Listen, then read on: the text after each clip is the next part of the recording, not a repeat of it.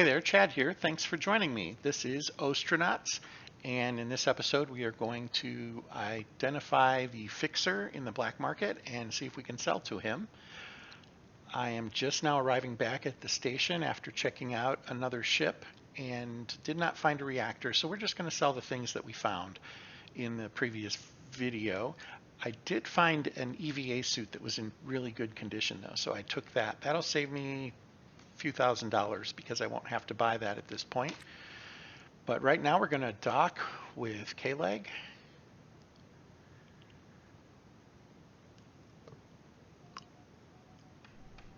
And I start slowing down once I get that alarm. Docking with K-Leg is like docking with anything else. You just request clearance. One thing to note is there is the possibility of ships coming out or trying to get in while you're doing the same, and that can be problematic. And I need to slow way down. I'm going way too fast. That was bad on my part. Not good, not good, not good. Okay, that was close. That could have gone a lot smoother. Again, I'm talking, not paying attention to the numbers I should be watching. Long story short though, we are docked. Oh, I'm still in my helmet too. I really don't like to do that. You don't want to really fly with that. There's no need to. Okay, we're back at the station. Now normally I will go and put on my civvies. There's no huge need to do that, but I did not restore everything. So I'm going to do that real quick. Items that are in better condition sell better, just like you might imagine. So we're going to go ahead and do that. Of course, I wanted him to kind of clean these things up, the things I'm planning on selling, so we'll go ahead and just do it manually. Looks like he did fix this one up.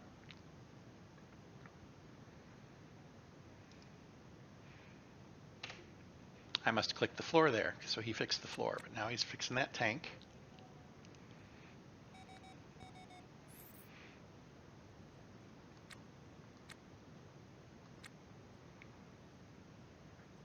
Okay, good to go. So just so we have something to compare to, I had set up a zone that includes this equipment, so I don't need to carry it with me. It's a barter zone, so I can, when I go to a kiosk, I can just sell straight from the ship. I'm going to go to the licenses desk first, just to show what these things would sell for, assuming the licenses desk is taking those right now, which is not always a guarantee. Ah, yes, another dialogue, our first return back to the station. So we get another storyline here.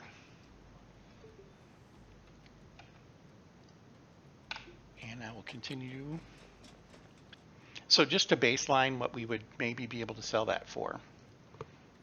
If it would take it, it's going to take the CO2 scrubber for 4,600 and the tank for 2,000. 2,100 we'll call it. Okay.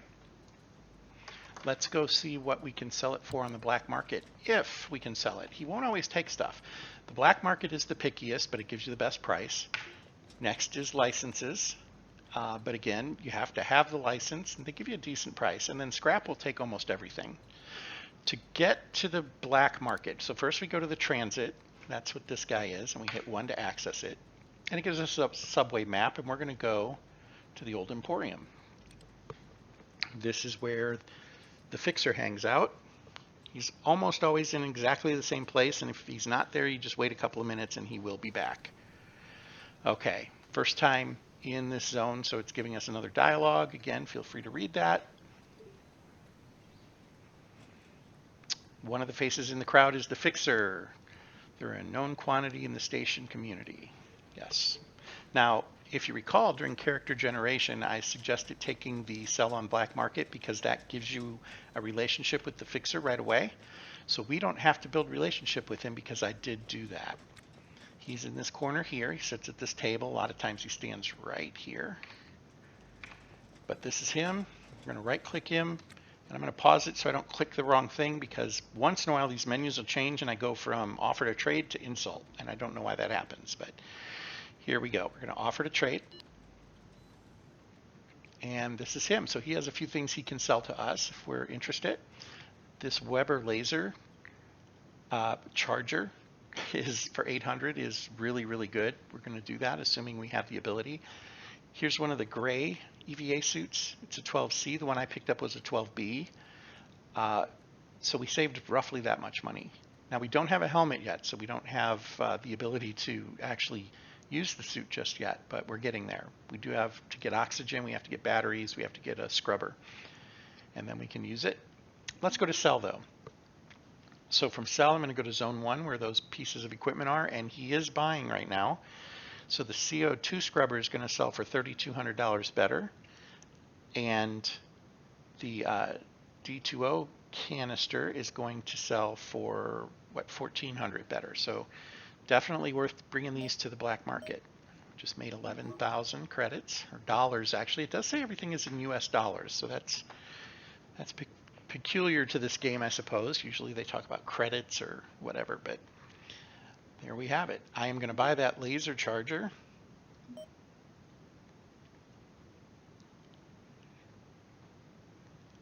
And I suppose I could try to sell the guns. I have not used any of the guns that I have found so far.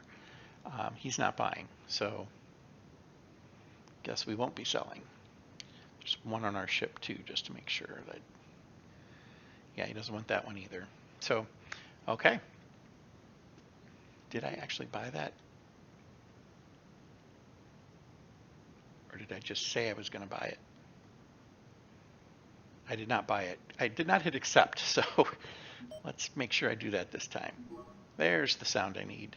So that will have been deposited on our ship. We'll go find that. One other thing to look at while we're here at the station, I'm going to go to the commercial district. The commercial district is where the Port Authority is. And we can also see the value of our ship by going to the kiosk where you buy ships. You can buy and sell ships and derelicts. And again, we're going to get a dialogue. So the transits are right about here. If you go pretty much due north, you end up at the shipbroker kiosk.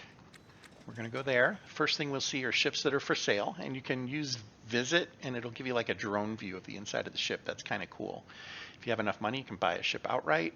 You can see they can be pretty pricey.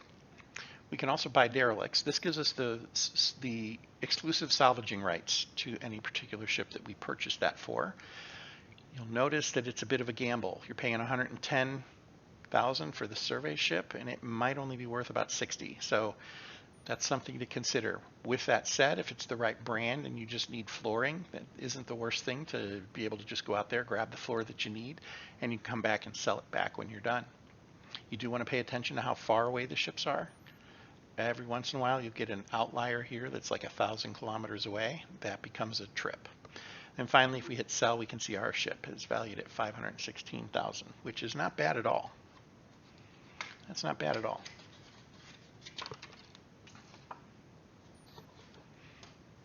Okay. The other thing I wanted to show here, though, was the ship rater. We hit this, so we went one to the left, and that's the ship broker, and it's the rating screen, I guess. We hit that, and it takes a second, but it will give us some information about how it categorizes our ship. So we are a C2E medium. So we're not in great shape. We only have 2 rooms, which basically are going to be airlock and then everything else. And not very maneuverable and medium in size. We click here, it'll show us the rooms. So we have airlock and then effectively everything else, the bridge. Okay. Moving on. So we've sold to the black market. I think that actually kind of covers everything I wanted to in this video. I wanted you to see where the fixer is. I guess one other thing we can do real quick is we can look at the dialogues that you can have with him to improve your relationship. We'll talk about that real quick here. Also, it might not hurt to see what he's interested in. I'm going to do offer to trade. We can come to, if we come to sell, it'll say other wanted items. I'm going to click that, and it takes a few seconds to load, but it will list things that he's looking for. Now you'll notice it's 1631. he will at 17:58. This is actually kind of a long one. This is over an hour. A lot of times his inventory updates are like 10 minutes later. So that's helpful to know, is if you come to sell something and he's not taking it, you just wait till this ticks past, and there's a really good chance he'll start taking it again. And like I said, normally I'm seeing this like at 10-minute intervals. This is a little bit unusual. It's over an hour. With that said, here are all the things he's looking for and what he'll pay for them. And let's see if he's got reactors on here. He does. He's looking for reactors at 76,000. So if we had found a reactor and brought it in, that would have been a chunk of change.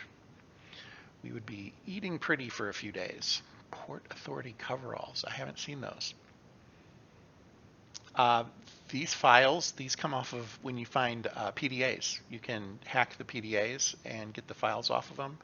And sometimes he pays extremely well, particularly for like crypto files and account files, things like that, and contacts. He'll pay a ton of money for those a lot of times. Okay. So that's how to tell what he might want in the future. Then the other thing I wanted to show real quick is if we right click on him, we do have quite a few options on what we can do. Now for us, they're a contact already. And I guess Ada, that could be a young lady, couldn't it? I might be misgendering her, but she is a contact. The levels go from anywhere from enemy to friend. Contact is kind of in the middle above neutral, and it means that they'll deal with us basically. That's good. That's where we want to be. So with that said, if we needed to adjust our relationship with them, talking with them and saying particular things might impress them or win them over is what it comes down to. So if you don't have them as a contact, particularly if there's a stranger, you're going to want to say things like, how are you? Ask how they are, these kinds of things that might build up trust and relationship. And as you highlight each of these, so what did they put their hand on my arm? That's supposed to be an indicator of potential intimacy, if I recall. If we talk about we don't like the authorities, we'll gain autonomy, but some of the things will impact them as well. If we flirt them, they'll increase in intimacy and respect. Or maybe we, impact their privacy instead. We could try to intimidate them. Not necessarily a good idea with the fixer. You want them to be your friend, not your enemy.